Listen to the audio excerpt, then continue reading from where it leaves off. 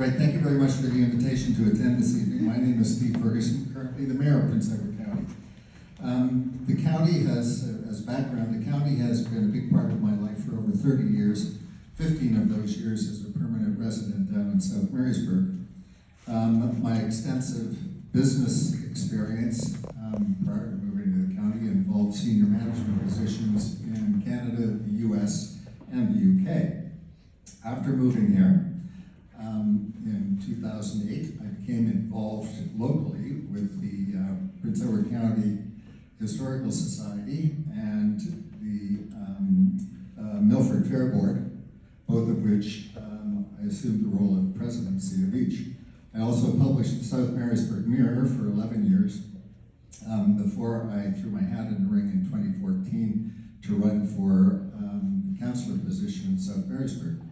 Following that, I ran for mayor in 2018, a position I am honored and privileged to hold right now. But leading up to the election, there's been a lot of conversation and ideas about things that we could do. I want to explain what has been done over the past 4 years of my term as mayor and with the council that is still currently in place. I see we have some council members here. First of all, we made major changes to our municipal operations, hired new senior staff, and realigned their tasks. Taxation and other revenue has increased. The net debt has been reduced. The accumulated surplus has increased.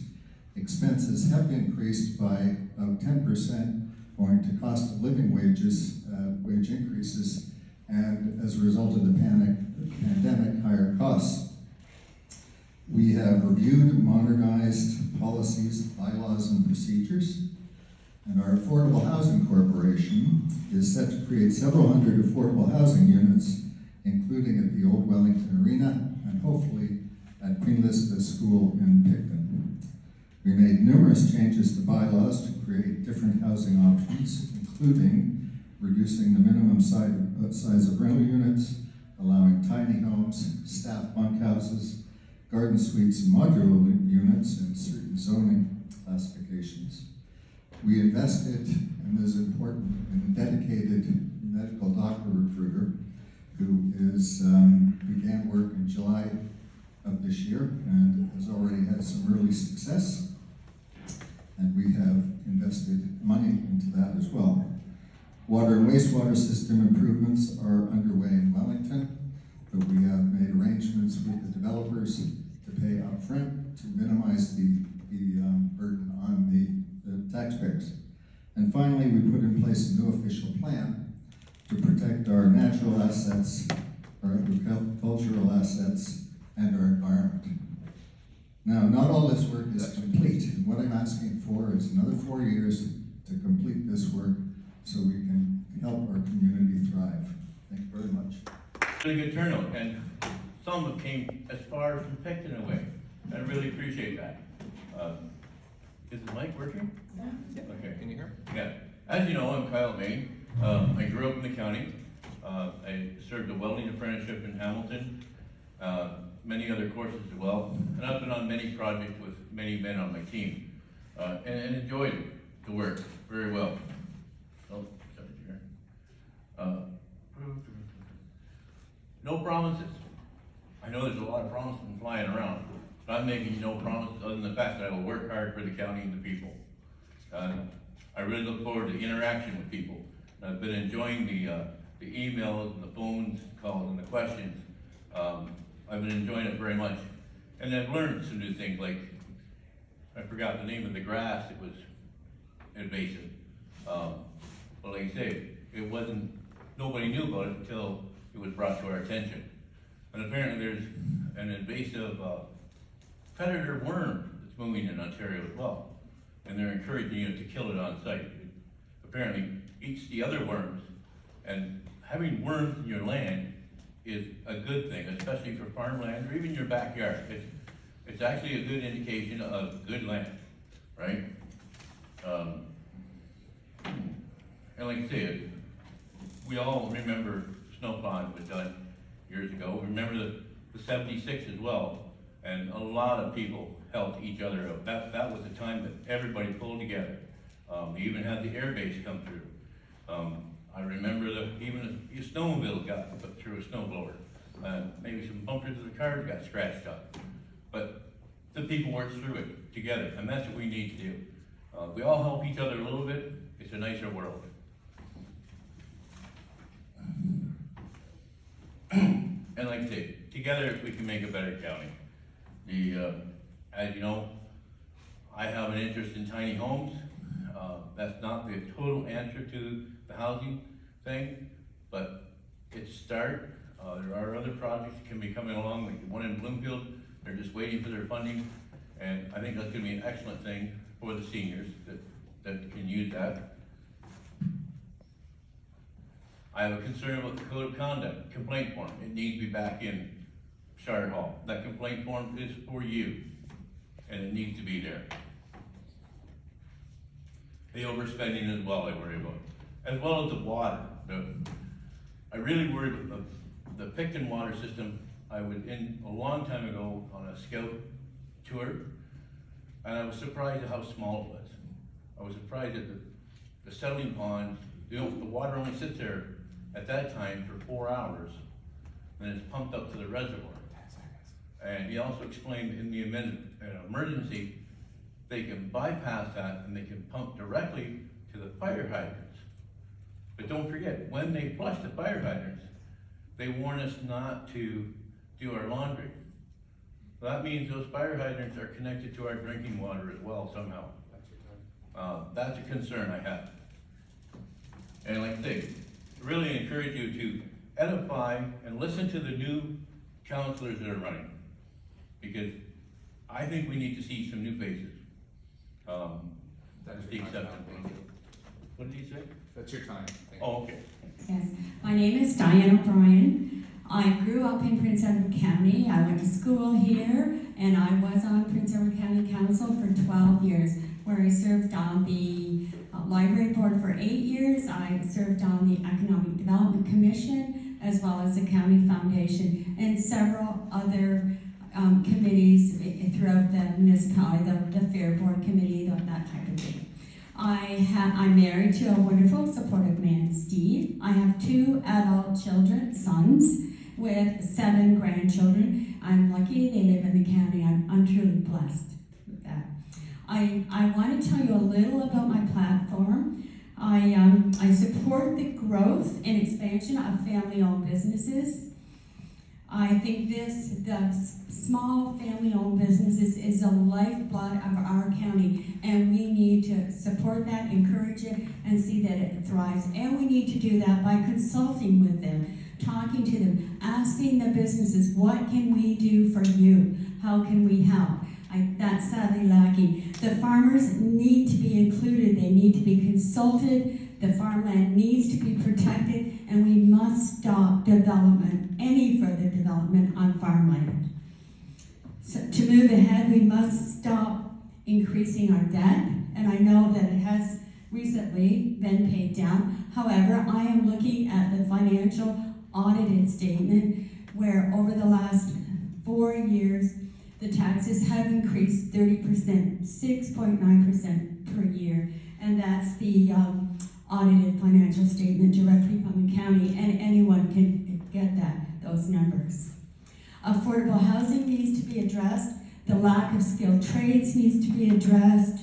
And the lack of skilled trades, to me, ties directly to youth retention. We need to keep our youth in this county. We need to get a skilled trades program here for them. That's so important. And the other, there was an all candidates meeting at the Cape, and I was very remiss with the youth, and I did send an apology to the youth because I didn't welcome them the way they needed to be welcomed, and I want to welcome all the youth in the county and all the youths that are here tonight and take the time to come. As your mayor, I will continuously look for cost saving because I'm very fiscally responsible. To me, that's huge, and that we have to, all of us have to be able to afford to live here. I will look at cost saving at every level. I will promote standing committees for budgets and roads. I will include all members of the public. I will consult, I will listen, and I will lead with common sense. And finally, I would like to say, this is a personal note, but I do agree with endorsing candidates. I agree with democracy. That's our right. This is our home. That's what we should be doing. But when we do endorse candidates, we should not belittle or criticize. And I guess that's the word I'd use, belittle and criticize other candidates. I think it's poor journalism and borders on bullying. Ladies and gentlemen, I'd like to take the time tonight to welcome you all here. It's good to see people take interest in their municipal government. I'd like to thank the Wellington Community Association, newly founded, to bring us here tonight, as well as the Wellington Business Association. My name is Terry Short, and I'm going to submit my resume to you for Mayor of Prince Edward County. I was born in the county. I'm a lifetime resident. My wife and I just had our 46th wedding anniversary. We have 3 growing children who have so far graced us with 4 grandchildren. We are very proud of them, and family is extremely important, and so is community. I got involved in the community in 1994, and actually I was involved before that with coaching teams and things like that, but municipally, my first term of council was in 1994 when we were still a 2-tier municipality. I served a term there, and then I served 3 terms on the amalgamated government. During those 4 terms, I was vice chair of planning for 2 years, chair of planning for 4 years, chair of the economic development committee for 4 years. 2 years I spent as the council representative on the master fire plan. So whenever I went to council, whenever I got involved, I always took a leadership position. As far as business goes, I started Terry Short Electrical Services 33 years ago. Well, actually 35 years ago, and I held it for 33 years. 2 years ago, I sold it to 2 former employees, and they still carry on the name and carry on the business. So what I bring to you as your mayor would be my business experience, my council experience, and my leadership experience. We have a number of issues, many issues, and we will face many issues over the next 4 years. And it's important for you to have confidence in the mayor that you choose, that he has the background and he has the experience to deal with these issues. Right now, we're talking about STAs, we're talking about affordable housing, we're talking about doctor recruitment. These plus many other issues, as well as saving our A1 agricultural land. As far as the development goes, we need to make sure that we can work with the developers and make the development match the community it's going into. Development is necessary. We're only 25,000 people, and that's always been a problem for the municipality because we have a very limited tax base and a very large area that we have to take care of. We are literally 3 times the area of the city of Toronto, but we only have 25,000 people to take care of. We also entertain over 2 million visitors a year, which is great for our economy, but it also leaves a lot of stress and strain on our infrastructure that needs to be corrected and taken care of. And unfortunately, there are only 25,000 of us to do that. So development's important so that we can add to our tax base and help us manage better the land that we have to take care of. 10 seconds. Okay? So with many problems that we have, the many issues that I'm sure you've heard many times be repeated by many candidates, I will bring my experience, I will bring my business experience, and I will bring my full endeavor to do the best job I can as your mayor. Thank you very much.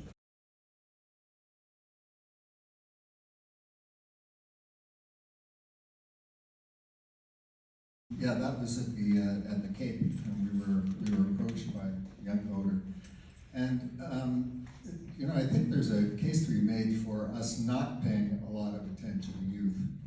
And one member of that audience got in touch with me after, sent an email, and I committed to her and her brother that we would, during the next term of council, we would consider how best to engage youth in more of municipal activities. We do have youth involved on some of our advisory committees. We reduced the age from 18 to 16 to enable youth to participate, for instance, on the Environmental Advisory Committee. That, I think, should be expanded to other committees. I think we should, there has also been the recommendation of a youth council, if you like, that I think is worth investigation. We've also reached out to high school and public school and had youth into see council actually working and participating, and they were making deputations and they were doing all kinds of stuff. And I'm a firm advocate in making sure that youth understand exactly what's involved in municipal politics, because ultimately they are going to be the ones sitting in the audience and sitting up here. So it's something we do have to pay attention to and will pay attention to going forward. It's a big thing. The only thing I can suggest is encouragement to communicate with us. That's where it all starts, really. And as far as the youth employment, again, you've got to get your ducks in a row, communicate with the people, and seek out the line of work you want. That's the only thing I can say at the moment. Well, I was at the Cape and I did contact the fellow that, the couple that didn't ask the question, what will we do to help them stay in the county? And I have actually talked to him twice since, and I gave this a lot of thought. I think we need to get a skilled trades school here in the county. And we need to do a bursary, have some type of encouragement for the youth to get a trade, to stay here so they can have good jobs in the county. And I think when I was acting mayor, they had, I think they were both grade 6 or 7 students come to the council chambers and actually go through it and just encourage their participation. I think we need to start that younger, so we can hear what they have to say, what they need and what they want, and we can provide that to them. I think we're sadly lacking in that, and we need homes to keep our youth, homes that are used, that all of us can afford to live in and maintain. We need to do that, be it tiny homes, affordable homes, accessible homes, whatever we need to do to get those homes here, to keep the youth here. We must get that done. Well, actually, I'm glad this came up, because we didn't give them the proper answer that we should have that night. And I got an email right after the meeting to explain that to me, and she was right. So I wrote back to them, and I gave them a proper answer and apologized for the fact that we hadn't given them the proper answer in the first place. And fortunately, she wrote back to me the next day that she accepted my apology and that all was well. And it is important to listen to the youth, and I think sometimes, because we are where we are and know what we've experienced over the years, we forget that they're just starting out. I think what's important to link the youth with the council is we need a youth committee. We need a committee. Now, you gotta remember, the young man who came to the microphone was 20 years old, and his question was valid. It was, I'm 20 years old, why would I vote for you? And I think the answer they were really looking for is because we'll listen. We will take the time. We will create a committee. I hope to see them on the committee. And it's a place where youth can interact with council. And I think that's a very important step that we have been missing for quite a while. We don't listen closely enough to our youth. And I think making that step forward and starting to involve our youth will, number one, make them feel more comfortable, make them feel that their vote does count, that their opinion does matter. And I think the way to start is with communication, and that would be through a committee formed for the youth.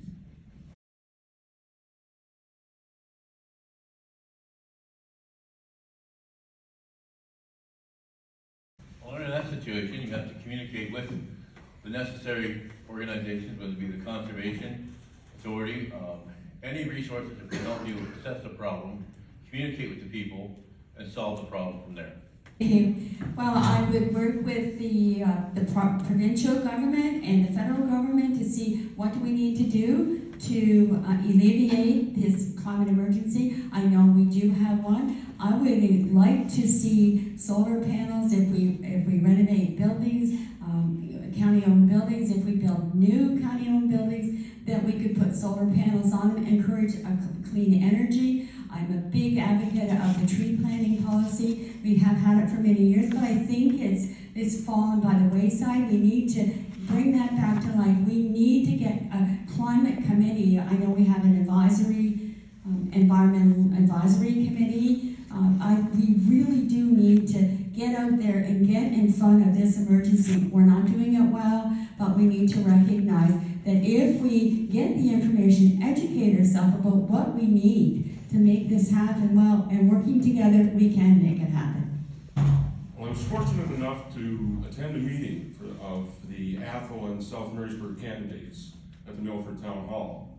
And being a very environmentally sensitive area, I got a real education because they had some specialists there. They had people that were really involved with the environment. So I was fortunate enough to get a real education on just how sensitive our areas are. We are an island. We have the south, where we have bird migration. We have the sandbanks, where we have beaches to protect. So wherever you look around the island, we have areas that we need to take a very close look at. Our environmental condition at this point is serious. And we have to do what we can do, especially as a council, to make sure that we work with the upper levels of government, that we look to our local experts who are extremely informed. I was very impressed with the amount of information and the quality of which it was delivered at that meeting.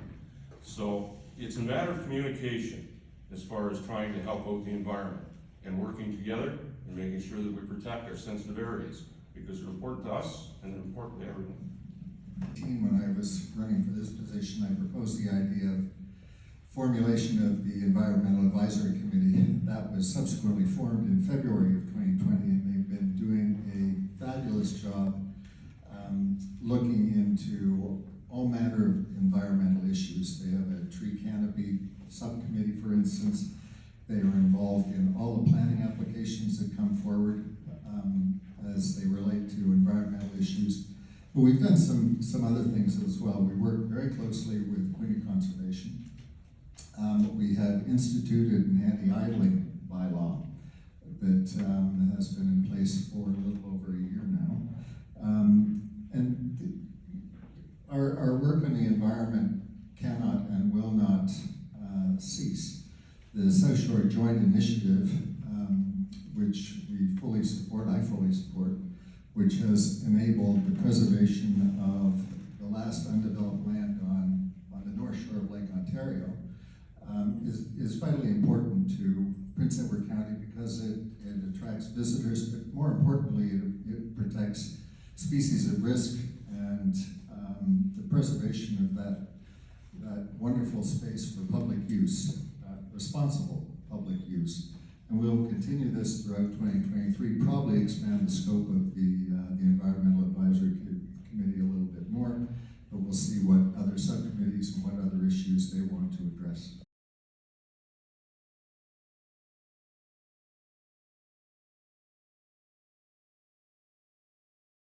Well,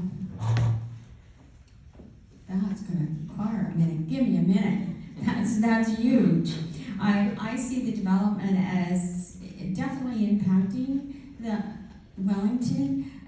It's my hope that we can work together as a community to make Wellington a beautiful, welcoming street and community where I just don't know the impact of the I don't have a good answer for you. I don't have that vision of all of these homes and houses in Wellington. I don't see how that will fit in with the facade of Main Street. Like, I liked what the councillor suggested, that we maintain our small rural community that we know and love.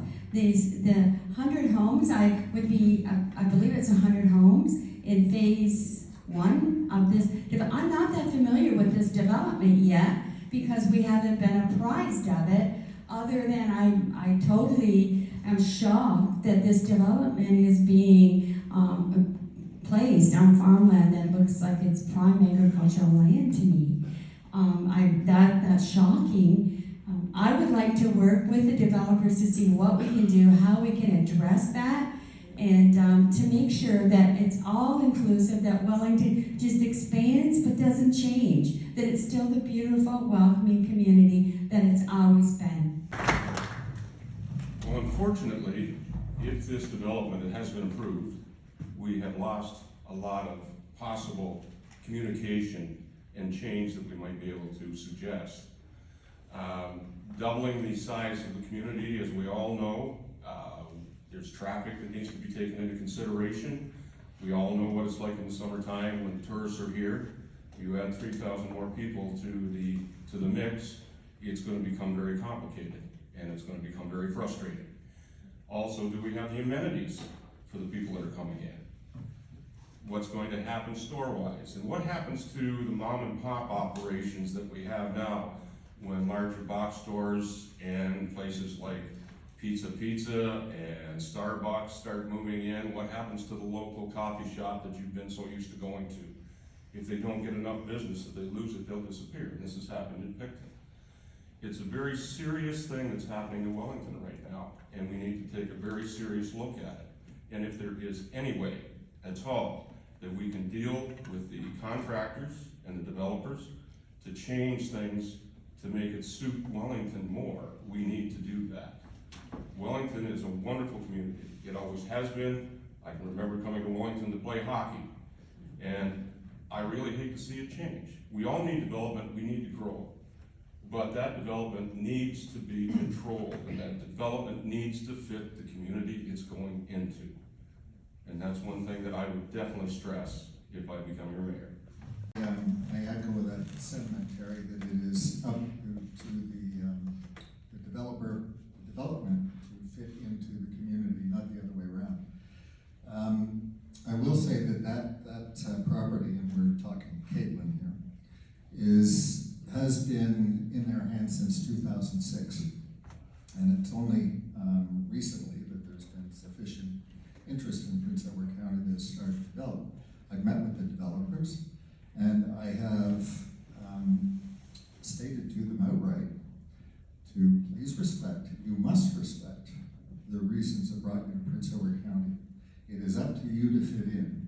We will work with you, we will work with the planning department, but we want to preserve this village and the heritage aspects of it as much as we possibly can. Growth is inevitable, that's absolutely true. But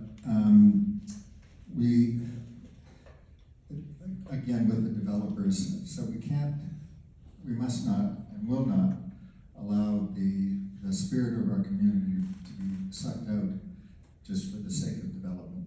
And the conversation continues with them. And I'm glad this organization is being formed because it's going to be very important for it and the business association to meet with the developers and express the views of what you want the village to be. And I'm very glad to see that this is being organized, and I hope it will participate in conversations with the developers so that we can preserve the Wellington and the spirit of Wellington as much as we possibly can. Thank you. Now, it's a very good question, because you want to harmonize the old with the new. You want to keep the hustle and bustle on the main street, as well as your beaches, and not have something on the back 40 that takes away from the beauty of Wellington. I know myself, when you got your gas bar, that was a big plus for me too, because quite often you have to have enough fuel to get either to Belleville, Picton, or Trenton, right? I wasn't really too excited about Tim Hortons, but that's a very good question, and it's going to be hard for that to happen.